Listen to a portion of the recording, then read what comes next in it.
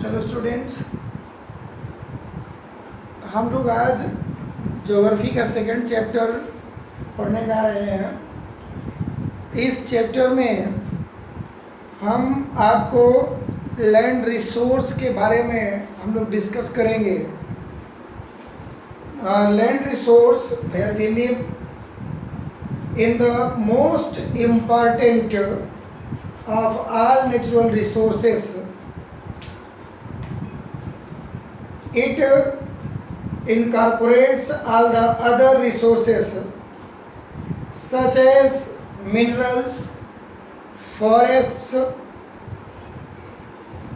life forms like animal and plants. Below the surface of soil, surface of water means river, seas, oceans and human settlement. We know, हम लोग जानते हैं कि जो पूरी पृथ्वी की कंडीशन है, पूरी अर्थ की कंडीशन है, यहाँ पर 71% वाटर है और 71% जो वाटर है, उसके बाद जो लैंड बची हुई है, उसके बाद जो कुछ भी बचा हुआ है, उसमें से बहुत सारी चीज़ें ऐसी हैं जो mountains, forest, agriculture land, plateaus, ये विभिन्न प्रकार की अन्य यूज की जो लैंड्स हैं वो पूरे अर्थ पर, पूरी पृथ्वी पर विकसित है। ये ध्यान देना है कि मात्र 29% लैंड ही अपने पास जीवन, जहाँ पर जीवन है, जीवन को जीने के लिए, बाकी 71% 71% वाटर है। और इसी में हम लोगों को देखना ये है कि बहुत सारी चीज़ें हम लोग ये देख पा रहे हैं कि सॉइल का जो फॉर्मेशन है, हम लोग पढ़ेंगे पहले formation of soil. Formation of soil में तो ये जो सॉइल है, जो मिट्टी है, मिट्टी के निर्माण में, मिट्टी के फॉर्म में ढेर सारा पॉइंट्स हैं। सबसे पहले तो पेरेंट्स रॉक जानना है। सॉइल के लिए पेरेंट्स रॉक बहुत इम्पोर्टेंट फैक्टर है। ये पेरेंट्स रॉक मतलब ओरिजिनल रॉक्स होती है। जब अर्थ का, पृथ्वी का, आप ऐसे कह लीजिए, ये जैसे आपकी पृथ्वी है, पृथ्वी ये पहले पेंजिया है। पेंजिया का जब विखंडन हुआ था, पेंजिया जब डिवाइड हुई थी, तो ये दो भागों में डिवाइड हो गई थी, अंगारा लैंड और गोंडवाना लैंड। गोंडवाना लैंड की रॉक और अंगारा लैंड की रॉक्स वही है ओरिजिनल और पेरेंटल रॉक्स। इंडिया जो है वो गोंडवाना लैंड की रॉक्स वाला देश है। आप ये कह सकते हो कि साउथ अमेरिका, अफ्रीका, इंडिया और ऑस्ट्रेलिया ये गोंडवाना लैंड के पार्ट हैं, जबकि यूरोप, एशिया का और पार्ट मतलब यूरेशिया और गोंडवाना लैंड में है और अंगारा लैंड में है। तो ये जो पेरेंटल रॉक्स हैं, ये पेरेंटल रॉक्स को हम लोगों को जानना ये है कि ये ओरिजिनल रॉक है। अब ओरिजिनल रॉक का मतलब ये है कि जब पृथ्वी का, अर्थ का विखंडन हुआ है, तो उस समय के रॉक ओरिजिनल रॉक या पेरेंटल रॉक है। ये चेंज होती है। चेंज होने का मतलब ये है कि वो जब कंडीशंस आती हैं, जब चीज़ें बदलती हैं, जैसे आप अगर ये समझ पा रहे हो, जहाँ पथरीला क्षेत्र होता है वहाँ धीरे धीरे उन पत्थरों को, उन रॉक्स को, उन चाहे वो इग्नियस हो, चाहे वो मेटामॉर्फी हो, जो भी रॉक्स है उसको निकाल करके बाद में उसको आप देखते हैं कि उपजाऊ भूमि, फर्टाइल लैंड बनाया जाता है। अब दूसरा कारण उसका है क्लाइमेट। किसी भी लैंड के लिए, किसी भी सॉइल के लिए क्लाइमेट उसके अकॉर्डिंग होना आवश्यक है। तो टेम्परेचर जो हो उस सॉइल के अकॉर्डिंग हो, और उसके बाद प्रेसिपिटेशन अर्थात सिंचाई की व्यवस्था हो। ये सब चीज़ें उसके क्लाइमेट पर डिपेंड करती हैं। जैसे अभी हम भारत की सॉइल्स के बारे में आपको पढ़ाएंगे, बताएंगे, डिस्कस करेंगे। उसमें आप देखेंगे कि विभिन्न एरियाज में डिफरेंट कलर और डिफरेंट टाइप की सॉइल आपको मिलेगी। तीसरा है वेजिटेशन। वेजिटेशन भी लैंड को फर्टाइल बनाती है, वो भी लैंड को चेंज करने में सहायक होती है। श्रब्स और ग्रासेस को, ऐसे श्रब्स और ग्रासेस भी महत्वपूर्ण होते हैं जो मिट्टी के अंदर दबने के बाद जब वो सड़ जाते हैं, जब वो मिक्स हो जाते हैं उसमें, तो वो मिट्टी फर्टाइल कर देते हैं, वो मिट्टी उपजाऊ बना देते हैं। उसके बाद टाइम की चर्चा करोगे तो ये जो रॉक्स है ये थाउजेंड्स ऑफ ईयर, हजारों हजार साल के बाद अपना जो स्टैंडर्ड है, अपनी जो क्वालिटी है वो चेंज करती है, वो चेंज करती है। अब ये कुछ चीज़ें इसमें ऐसी हैं जिसको हमको ये जानना है। ये तो सॉइल के जो फॉर्मेशन है वो आप जाने हैं, कुछ चीज़ें छोटी छोटी हमको जानना है। जैसे डिग्रेडेशन। डिग्रेडेशन होता है जब इरोटेड बाय विंड एंड वाटर, जब कोई फर्टाइल लैंड या कोई नॉर्मल लैंड विंड और वाटर से क्षरित होती है, विंड और वाटर से कटती है, तो उसको हम लोग कहते हैं डिग्रेडेशन। दूसरा है सॉइल कंजर्वेशन। इसका मतलब ये है prevention of the wasteful use of soil. मतलब सॉइल का जो वेस्टफुल है उसका जो इसका सॉइल कंजर्वेशन का मतलब होता है भूमि का क्षरण। क्षरण का मतलब है इसको बचाना है, क्षरण होने से बचाना है। क्षरण कैसे हो सकता है? विंड से हो सकता है, वाटर से हो सकता है। तो उसको बचाना है, उसको प्रिवेंशन करना है, उसको सेव करना है। तीसरा पॉइंट है कंटूर फार्मिंग। कंटूर फार्मिंग का मतलब है स्लोप ऑफ द लैंड। पूरी की पूरी खेत को, फील्ड को स्लोप में बना करके उस पर फार्मिंग करना ही कंटूर फार्मिंग कहलाता है। Terrace farming.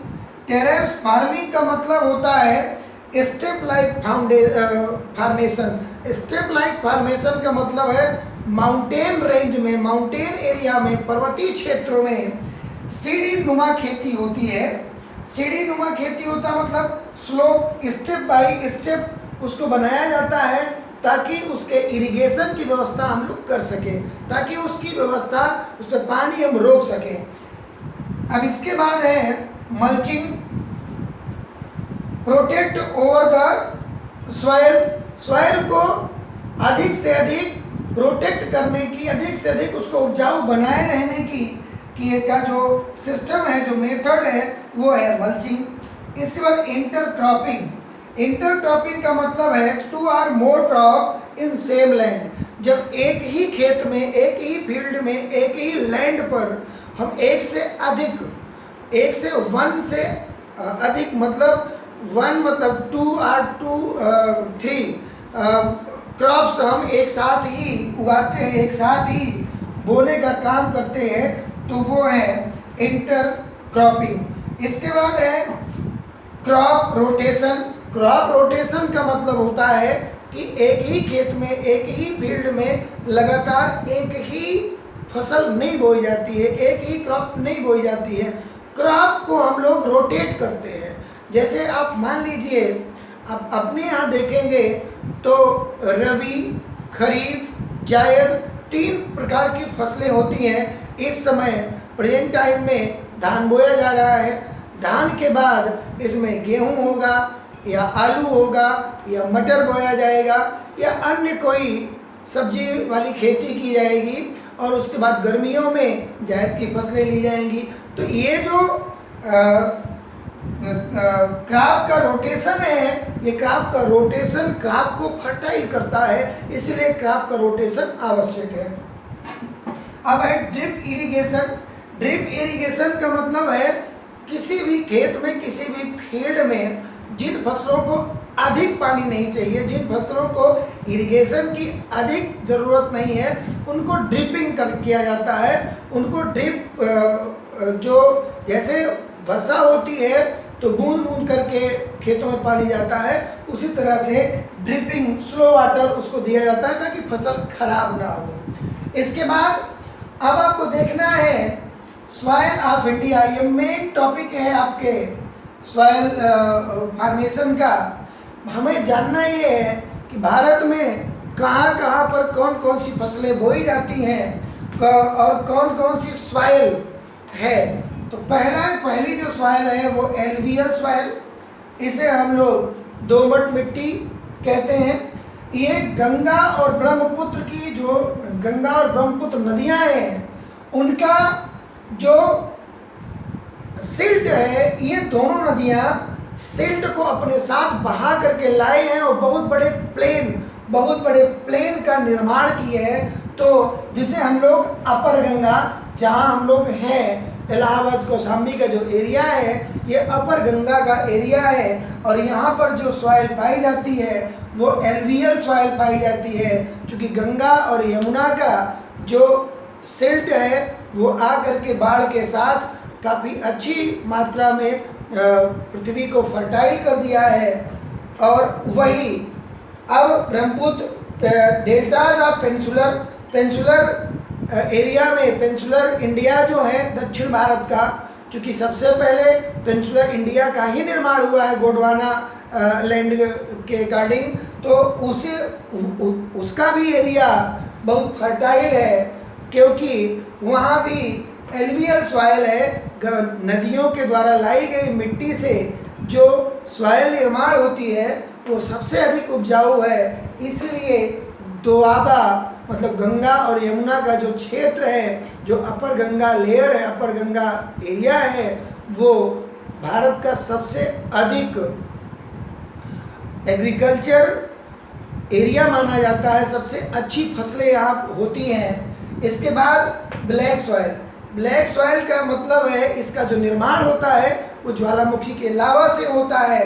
जब वोल्केनो ब्रस्ट होता है तो उसके लावा से जिस सॉइल का निर्माण हुआ है वो सॉइल ये है ब्लैक सॉइल। ये मुख्य रूप से महाराष्ट्र, मध्य प्रदेश, गुजरात, आंध्र प्रदेश, कर्नाटका, तमिलनाडु में ये मिट्टी पाई जाती है। इस मिट्टी का दूसरा नाम जो है वो है रेगुर सॉइल। इस सॉइल में कॉटन और बनाना, कपास और केले की खेती बहुत अच्छी होती है। इसमें पानी को बहुत देर तक मेंटेन किए रहने की क्षमता होती है। इनमें एक बार जब हम वाटर का इरिगेशन कर देते हैं तो काफ़ी समय तक वाटर की जो नमी होती है उसमें बनी रहती है। रेड सॉइल की अगर चर्चा हम करते हैं तो ये ब्लैक जोन में ही आयरन ऑक्साइड की अधिकता के कारण इसका रंग लाल होता है, और ये अधिकतर वेस्टर्न घाट पर एमपी में, उड़ीसा में, आंध्र प्रदेश में और तमिलनाडु के एरिया में ये रेड सॉइल पाई जाती है। इस मिट्टी का की खूबी ये है कि इसमें बहुत अच्छी फसल तो नहीं होती है, लेकिन फिलहाल जीवन यापन के लिए किसानों की फसल इसमें उगाई जाती है। उसके बाद है लेटराइट सॉइल। लेटराइट सॉइल का मतलब है इसका कलर रेडिश कलर का होता है, और ये मुख्य रूप से छोटा नागपुर प्लेट्यू में पाई जाती है। इसे हम लोग पैट्स के नाम से भी जानते हैं। ये मिट्टी भारत में कम मात्रा में पाई जाती है, लेकिन जहाँ भी पाई जाती है वो छोटा नागपुर का एरिया है। इसके बाद है sandy desert soil. Sandy desert soil मतलब सीधे है वो मिट्टी, वो सॉइल जो ड्राई है और सेडिमेंट्री एरिया में है। सेडिमेंट्री एरिया का मतलब आप जान लो, राजस्थान और गुजरात का जो थार का मरुस्थल का क्षेत्र है, जो डिजर्ट का क्षेत्र है, वहीं ये मिट्टी पाई जाती है। इस मिट्टी में कैक्टस और बबूल जैसे कटीले पौधे, कटीली फसलें यहाँ पौधे उगते हैं। इसके बाद mountain soil. Mountain soil Himalaya जो अपना है, जो टेथीज सागर पर निर्मित दुनिया का सबसे नवीन न्यूएस्ट फोल्ड माउंटेन है, उस फोल्ड माउंटेन के एरिया में जो लैंड मिलती है, जो ज़मीन मिलती है, वहाँ पर माउंटेन सॉइल पाई जाती है। ये कॉनिफेरस ट्रीज और लो ह्यूम्स, इसमें ह्यूम्स अधिक नहीं होता है, इसलिए ये मिट्टी उपजाऊ फर्टाइल नहीं होती है। और उसका कारण सिर्फ इतना है कि ये मिट्टी थोड़ी सी माउंटेन के आसपास होने के कारण पथरीली होती है, स्टोननेस होती है, जिसके कारण यहाँ खेती करना बहुत मुश्किल होता है। लेकिन चूँकि अभी मैं आपको बता चुका हूँ इसके पहले ही कि step like formation terrace farming यहाँ पर होती है। टेरेस फार्मिंग का मतलब होता है सीढ़ी नुमा खेत बना करके खेती की जाती है। ये सॉइल का जो चैप्टर है आपका बच्चों, ये कंप्लीट किए हैं, और इस वीडियो को अच्छे से देखना है, और कहीं कोई प्रॉब्लम होती है तो फिर उसको पूछना है कमेंट में जाके। Okay, thank you.